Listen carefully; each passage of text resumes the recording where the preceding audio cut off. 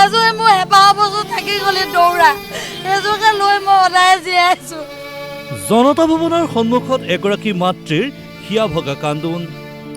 পুত্ৰৰ ন্যায় বিচাৰি প্ৰতিবাদত বহিল মাতৃ। মৃত পুত্ৰৰ ফটো বুকুত বান্ধি মুখ্যমন্ত্ৰীলৈ কাটৰ আহ্বান, ন্যায় লাগে পুত্ৰৰ।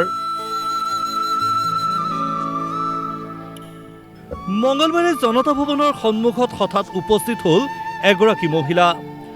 মুখ্যমন্ত্ৰীক এবাৰ লগ পাবলৈ চেষ্টা কৰিছে মহিলাগৰাকীয়ে, কিন্তু প্ৰটকলৰ কাৰণে জনতা ভৱনৰ ভিতৰত যাব নোৱাৰি জনতা ভৱনৰ সন্মুখতে বহিল প্ৰতিবাদত।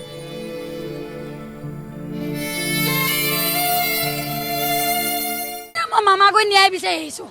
মোক একমাত্ৰ ল'ৰাটো ন্যায় লাগে আৰু ন্যায় নিদিলে মোক ইয়াত মাৰি দিয়ক।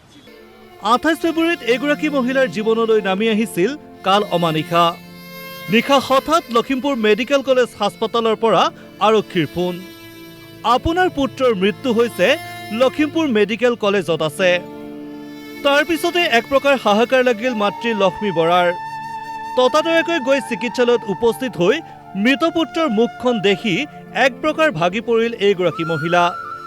2 বছৰ পূৰ্বে স্বামীৰ মৃত্যুৰ পিছত পুত্ৰৰো ৰহস্যজনক মৃত্যুৱে এক প্ৰকাৰ দিগবিদিক হেৰুৱালে লক্ষ্মী বৰাই। কিন্তু পুত্ৰৰ ন্যায় লাগিবই, সেই কথা মনত পুহি লক্ষ্মী বৰা ওচৰ চাপিল বগীনদী আৰক্ষীৰ।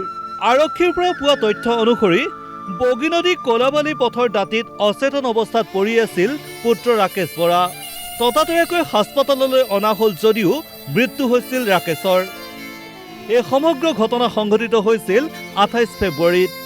তাৰ পিছত বগীনদী আৰক্ষী থানাত গোচৰ ৰুজু কৰিছিল লক্ষ্মী বৰাই। কিন্তু ৰহস্যজনক কাৰণত তদন্ত আগ নবঢ়োৱাৰ অভিযোগ বগীনদী আৰক্ষীৰ বিৰুদ্ধে। আনকি লক্ষ্মী বৰাৰ অভিযোগ, বগীনদীৰে 2 পিতা পুত্ৰ পদ্মেশ্বৰ গগৈ আৰু দীপু গগৈয়ে হত্যা কৰিছে ৰাকেশক। লগতে এই সকলো ঘটনাৰ প্ৰত্যক্ষদৰ্শী আছিল শৰৎ সোণোৱাল আৰু ৰুবুল তামুলী। কিন্তু লক্ষ্মী বৰাৰ অভিযোগ অনুসৰি বগীনদী আৰক্ষীয়ে ধনৰ বিনিময়ত ৰাকেশ বৰাৰ ৰহস্যজনক মৃত্যুক দুৰ্ঘটনাৰ ৰূপ দি অভিযুক্তক এবাৰো সোধা পোছাৰ বাবে আটক নকৰিলে। বগীনদী কোলাবালীৰে এজনৰ নাম দীপু গগৈ আৰু পদ্মেশ্বৰ গগৈ আৰু দেখা প্ৰত্যক্ষদৰ্শী এজন আছে, বৰদৈ হয় তেখেতৰ মুখৰ ৰেকৰ্ডিং এটা আছে, মই ছাৰৰ ওচৰত দিম বুলি আছোঁ, পিছফালে লোহাৰে মাৰিছে বুলি কৈছে।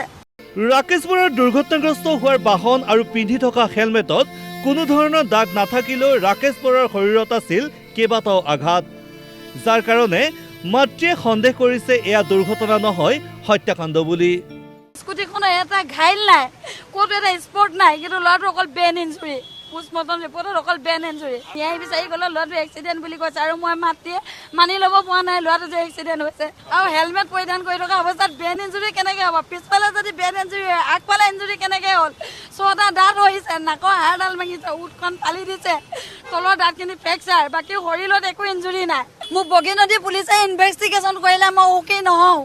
বগীনদী অচিয়ে মোৰ পইচা খালে বহুত, আৰু মই এতিয়া মামাৰ ওচৰলৈ ন্যায় বিচাৰি আহিছোঁ। মোৰ একমাত্ৰ পুত্ৰ হেৰুৱাই মই জীয়াই থাকিব পৰা নাই, আৰু মোক যদি এই মুখ্যমন্ত্ৰী মামাই যদি ন্যায় নিদিয়ে মোক ইয়াত গুলিয়াই মাৰিব লাগিব। মই ছাৰৰ কাৰ্যালয়ৰ সন্মুখত গুৱাহাটীত আহি ইয়াতে প্ৰতিবাদ কৰিবলৈ আহিছোঁ। ইতিমধ্যে সমগ্ৰ ঘটনাৰ CBI তদন্ত বিচাৰি মুখ্যমন্ত্ৰীক লগ কৰাৰ চেষ্টাৰে ধেমাজিৰ পৰা আহি গুৱাহাটীত উপস্থিত হ'ল লক্ষ্মী বৰা। এতিয়া মুখ্যমন্ত্ৰীয়ে এইগৰাকী দুৰ্ভগীয়া মাতৃৰ হিয়া ভগা কান্দোন শুনে নে নুশুনে সেয়া সময়তহে লক্ষণীয় হ'ব। ভিডিঅ' জাৰ্নেলিষ্ট মুকুট কলিতাৰ সহযোগত জয়ন্ত শৰ্মাৰ ৰিপৰ্ট DY 365।